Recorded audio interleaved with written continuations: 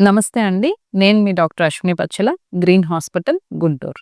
ఈరోజు వీడియోలో మనం కొత్తగా షుగర్ డయాగ్నోస్ అయినప్పుడు వాళ్ళ ఆలోచన ఎలా ఉండాలి అనే దాని గురించి మాట్లాడుకుందాం. మన దగ్గరికి పేషెంట్స్ ఎవరైనా కొత్తగా షుగర్ డయాగ్నోస్ అయ్యి ఇప్పుడే తెలుసుకున్నప్పుడు చాలా ఆందోళనగా, దిగులుగా, ఎన్నో రకమైన ప్రశ్నలతో వస్తూ ఉంటారు. వాళ్ళేంటంటే, "మేడం మాకింక లైఫ్‌లో మేమేది నచ్చినట్టు ఉండలేము. చాలా ఇబ్బందులు షుగర్ వల్ల వస్తాయంట.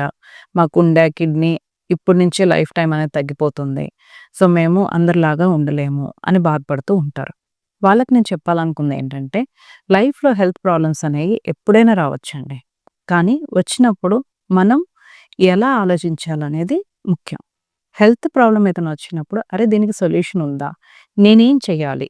నేను ఎలా చేస్తే దీని నుంచి వచ్చే ఇబ్బందుల్ని అరికట్టగలను అనే విధంగా ఆలోచన చేయాలి.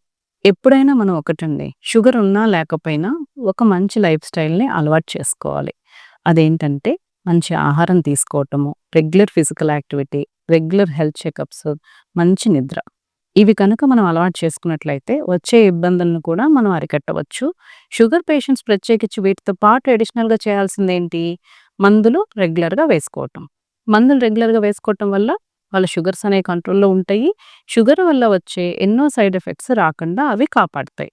సో, నేను చెప్పేదేంటంటే ఈ వీడియో ద్వారా షుగర్ ఎందుకొచ్చింది? ఎట్లా వచ్చింది? అనే దానికన్నా, వచ్చినప్పుడు మన లైఫ్ స్టైల్ మనం ఎలా చేంజ్ చేసుకోవాలి? ఎలా ఉంచుకుంటే మనం ఆరోగ్యంగా, హెల్తీగా ఉండొచ్చు అనేది చూసుకుంటే, దాని ద్వారా happy, healthy and quality life lead చేయడానికి మనకి హెల్ప్ చేస్తాయి. థాంక్ యూ సో మచ్ అండి.